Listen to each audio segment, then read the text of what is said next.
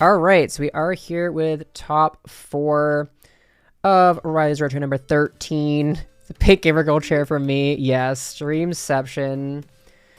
All right, so we are going to be seeing the perspective here of Jared on, I think this was the ZoroRoc deck? Yes, yeah. ZoroRoc up against the Lone Blown, predictably on Blowns. Getting a quick prediction run here in Twitch. Who's winning, guys? Who's winning? Get 1 minute, because I forgot to do it before. And we are watching Streamception currently, so this is Jared's live stream as well. Is it my window that's cut off or theirs? No, it's mine. Let's see if I can try to resize that a little bit better so we can see the deck count. Give me 1 moment. Alright, Riley, how do you see this going? So, this matchup is pretty close. I want to see what the deck list is for Jared here, though. Let's see. Deoxys, we have the Alolan Muck. The counter gain is going to be big, actually, because this Blacephalon deck is going to take very early prizes. And this matchup is a little bit tricky because the ZoroRoc struggles to take one-hit KOs on anything. You can max out at 170. Actually, no, you do have the 3 Devoured Fields, so you can actually hit 180 with the Choice Band Kukui Devoured Field. So you can actually one-shot these Blacephalons. And 3 Devoured Field is actually pretty big, so I think just looking off the deck list alone, I would say that Jared is probably a little bit favored just by the virtue of you're playing a ZoroRoc deck.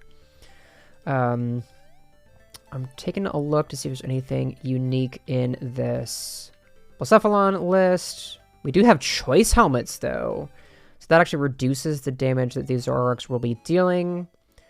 And there is no way for Jared to deal with those, so actually that might really swing the matchup, getting those Choice Helmets down if we can find them. Yeah, this Let Loose left Jared with kind of a weird, awkward hand. Yeah, at least we did find the Cynthia there, which is great, but no ZoroRocs here. This is extremely unfortunate. Won't be able to get much of a... Or was this Jared's first turn or second turn? I didn't catch if... This is his second turn. Second turn, okay. It's like looking over the deck list, I didn't get to see the full turn play out. So no ZoroRocs here is a little bit unfortunate. Gonna be able to... Not be able to get an attack off here. You're going to go down so far on tempo. Second turn, yeah. You're just gonna get so far behind on tempo. And actually this is a really unfortunately having to just pass through this turn is pretty rough. Wow, and actually this is huge because you can burst GX here to take a prize, and the Zorua goes down to burn between turns, so you can actually take 2 prizes with just using burst GX because the burn is guaranteed damage.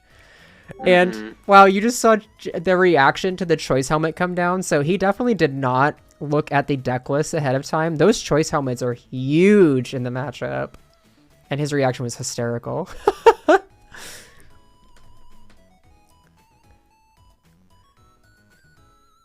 But yeah, this burst GX that we can use, plus the Zorua going down to poison, gonna take 2 prizes without really doing much. And this is huge. Down goes Zorua. 2 prizes, just like that. But looking at the response here out of Jared, at least we have the counter gain. That's a great start into the Cynthia. So now just a single fighting energy means we can use the Rockruff's GX attack, but no energy again. Yeah, very unfortunate. This time at least we have a ZoroRoc, and I think we got 1 heads on this timer ball, so you can choose, I guess, the Lycanroc here. Yeah, I think that's the better option. I don't think that there was another ZoroRoc in the deck, unless I was looking at that wrong. I think there were other ZoroRocs in deck, but I think this makes sense because you're not playing as many Lycanrocs as you are playing the ZoroRocs. You're more likely to see ZoroRocs off of a trade and off of this Let Loose, as you see there. Oh, and getting the ZoroRoc off that Let Loose and the Magcargo. Although choosing to evolve, I Yeah, I think he Oh, evolved the yeah, wrong looking thing. at his face, yeah. Oh no. Oh no. Meant to evolve into the Macargo because that was the guaranteed attachment. And now, oh my god, evolved the wrong thing. Whew. Oh, well, he drew the Okay. energy, so yeah. Whew. That was so unfortunate. I mean, I definitely think that getting the Macargo down there would have been so much better. That since obviously you still have the Zorua waiting on the bench anyway, and that can set up your plays with the Kukui Devoured Field Choice Band later. So missing out on Macargo is really impactful here, but at least we got the KO. That's huge. We're at least able to come back in with that KO, but now Beast Rings are active. Yeah, unfortunately, that is just like a thing that we do tend to see on like later parts of a tournament where, it's the top four. You've been playing a lot. You've played at this point 6 rounds, so you're gonna be a little bit tired from that brain drain, and I think that's kind of just what happened there. Definitely. Not okay. Okama on the choice helmet though. I think the logic might have been to get rid of the beast energy to make it that much harder for a response to be found. But I do agree that I think the choice helmet one definitely makes the most sense. Forces your opponent to find another choice helmet to prevent the Kukui choice band reverse valley getting a response, since there's no way to play around that choice helmet here. And it's funny because I remember the choice helmet being in Blacephalon decks. I think this might have been actually in... Yeah, that's what I just said, Vinny. That you can't because of the choice helmet. And actually we potentially could have gotten it here. Yeah, we'll get the Ultra Ball, get another ZoroRoc down, so have access to a bunch of trades. We do have the Lycanroc, but there's really nothing you want to chase down off the bench. Yeah, actually, even choosing to trade away the Lycanroc. I think there might be another one in deck, potentially, or just not wanting to use it here makes plenty of sense. Get rid of that Muck as well, and at least we have more energy to attach. I guess you could prep an energy potentially on the Rockruff, but nope, choosing to discard that instead. Grab the Deoxys here, and this could be a cute play. We can actually retreat into this Deoxys and set up a 2-shot. It's not the greatest. No, there is no blower. No blower in this list for Jared. Hitting with the Deoxys here, I mean, you just wasted effectively 2 energy. Yep, there is the Guzma. And into the concession. Game 1 very quickly going in Blounds' favor. All right, back for game 2 of our top 4 match, the Sun and Moon of Lost Thunder format. And going first for Jared is going to be big here. I think, hopefully we got the misplays out of our system with the wrong evolution. You got another promo croak today. Congrats, Lindsay. Love that. That's a big dub. Yeah, a lot of misplays there, unfortunately, from Jared, but that's fine. That's why we play best of 3s. Get them out of the way early, and you should be able to come back. But this hand, we're looking pretty good. We have the Zoruas and the Ditto Office Elm, and obviously the Organic Elm always feels great. You don't have to Ultra Ball for Lele to get that. Just have it right in the opening hand. And an attachment to Rockruff is big, too. Yeah, this early turn 1 let loose is always really disruptive. Yeah, if there's one deck that's built really to withstand it, though, I think it's this Blacephalon deck because, of course, it does play pretty heavily into the let loose itself, but you might just have nothing here. Yeah, you have the Cynthia at least, but no cards like Mysterious Treasure, not able to find anything. And wow, just the Spit Poison and bench of a Blacephalon. So this is a huge opportunity for Jared. Mm-hmm. Especially if we can hit some heads on this timer ball. Yeah, the one heads is great, and I like this time, get the Macargo. We evolved it into Macargo. So that is step 1. We put the counter gain down, which won't do anything here, but it makes the most sense on this Rockruff. I guess maybe on a Rockruff on the bench instead. I guess you could find Lycanroc DCE here and Claw Slash for the KO, which might be okay. And that seems to be what we're eyeing up potentially. We did smooth over first though, so I guess maybe we're going to grab the DCE and then Ultra Ball for the Lycanroc, or just go with the ZoroArc. Yep, I think this makes a lot of sense. You can just keep that counter gain saved on the Rockruff there. What the heck just happened on my windows? Why'd everything go over here? I don't know. Ooh, and just an energy attachment and a confusion here. Wow, that is terrible. Yeah. Yeah, I mean, I guess the Gotta feel good for Jared here. The let loose into the Cynthia was really just it just set him back so far. We have the smooth over here. I don't think there's a way. I guess we could ace a Rolla potentially, because you do have to hit through the confusion. Although if we had the Kukui reverse valley. Yeah, we could have gone for the Kukui devoured and we win. But then you have to flip heads. Actually, no, you could have just... We didn't have a DCE, though. We didn't have another energy. I think that was the one card missing there. But Niger's just so far ahead still. You could even KO with a Ram. Don't miss that for sure, Super. Yeah, the let loose I think you're talking about, but sounds like a skill issue. Yeah. And Blau did draw at least another Pokemon here, so they're not taking the donk, but they're just so far behind now. Yeah, and the Bursting Burn again. So you're going to give up 2 prizes. I guess the one saving grace here is that once this Blound goes down, you are on the Beast Ring turns, so you are able to at least get some more energy in play. You could actually get a response KO on the following turn once your opponent does go down to 3 prizes. So as long as you draw something here, this game should still be winnable, but it's going to take a lot from the Blacephalon player to get those pieces put together. Meanwhile, ZoroRoc just kind of continuing to do ZoroRoc things, you know, getting the trades. And Guzman to chase. I actually like this play. You can chase down the Poipole, go down to even prizes, and now, of course, this Blacephalon with 150 on it is just ready to be KO'd. Even with something like a Ram could take it out at this point. Yeah, you also save yourself that DCE on the ZoroArc on the bench now. Right, and this Blacephalon getting charged up with the Beast Ring, but there's just the mind blown, and game is just over on board. And we didn't even get the KO. Wow. And there it is, game 2 going to Jared with ZoroRoc.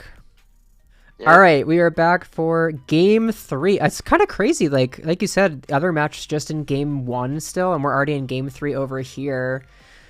So this one's a little bit different than the first 2 games. Of course, the Blacephalon player going to get to go first in this one.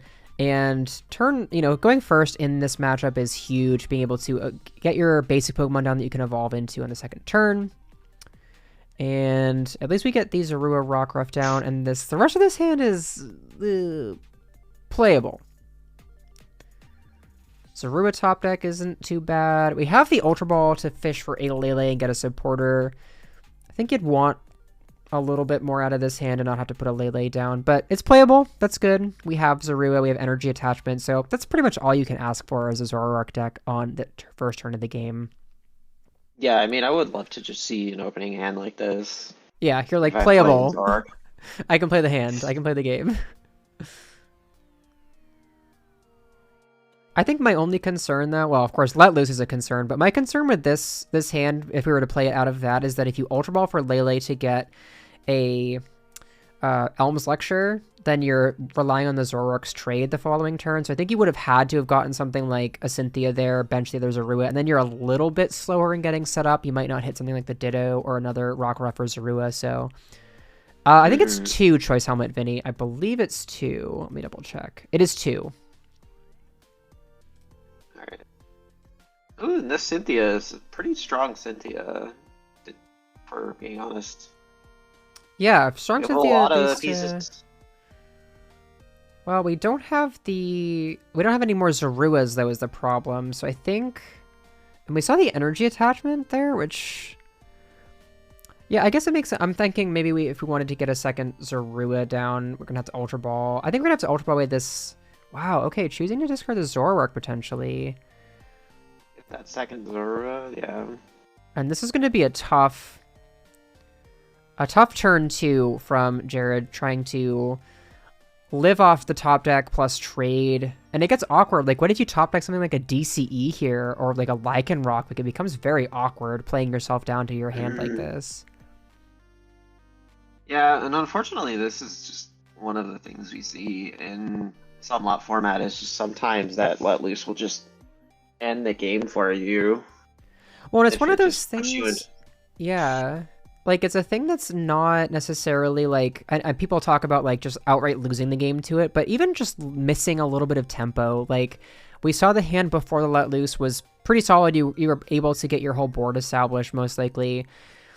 But it set you back enough that you're like, okay, I have to play Cynthia instead. And I didn't draw all of my basic Pokemon to get set up. Oh, Yeah, and not the a very trade. good trade here. Yeah, and just to finish the point quickly on the Marshadow, like, even if it doesn't outright win you the game, the amount of tempo that it gets back for you is, the amount of tempo that it gets back for you is also just extremely impactful. So it can kind of win in two different ways. You know, one way that you're not necessarily looking for as much, but yeah, saving the Ultra Ball for a Lele might have been the better play, actually. That's why I was thinking that the attachment to the you could have attached and retreated to the second Rockruff on the following turn to preserve your one Zorua and then save the Ultra Ball for Lele. I think would have been my preferred play, which of course then just falls victim to a Guzma taking out your only Zorua, but at least at that rate, you still have the Ultra Ball for Lele to keep playing the game, so. But this one definitely not off to a great start for Jared. We do at least have energy counter gain, so if we draw into a Lycanroc, we can respond with a KO here, but that's not gonna do it. Yeah, unfortunate. Yeah, this is so unfortunate here. I guess we sacrifice this Deoxys. But this one is just slowly slipping away. Not even slowly. This one's quickly slipping away from Jared. Yeah.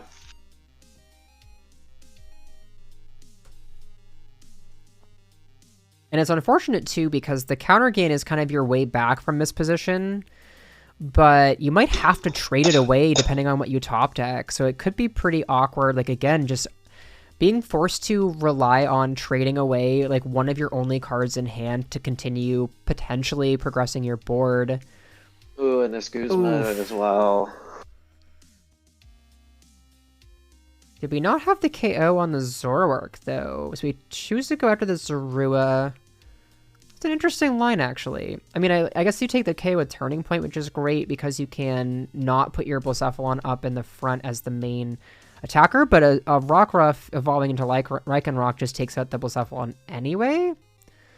Which I guess at that rate, though, this play works out pretty well because it means that the Naganadel with 3 energy on it is still alive. Yeah, trying the DCE here is pretty solid. Do we just have to risk the timer ball for the Lycanroc? Well, the problem now becomes we traded away the counter gain. So I think if we were going to go all in on a Lycanroc GX attack this turn, we needed to trade away the DCE, not the counter gain. So I guess we're just going to go try to take some prizes, maybe. You could target down, I guess okay, so we're just going to try to stall for some time. You mean you've seen your opponent play at least the one Guzma. This puts some damage, relevant damage, on a Blacephalon. And you're not on B-string turns, which is important. Does this list play Energy Switch? It does play 2 Energy Switch. Okay, it does. Yeah, the Blacephalon. I think this is. It might actually have been Zach Lesage's deck because I recognize the choice helmets there, and they did play 2 Energy Switch. I think at least one copy of Energy Switch was pretty common in a lot of these Blacephalon lists for a situation just like this, where something gets stalled, you need to put your energy in a different place, and it synergizes well with the deck, of course, with the the charging up on that Naganadel. And there's the Energy Switch. Wow. And I think this is just checkmate. We can take the KO with Mind Blown here, Yeah, and then the he's game taking is a just concession. over.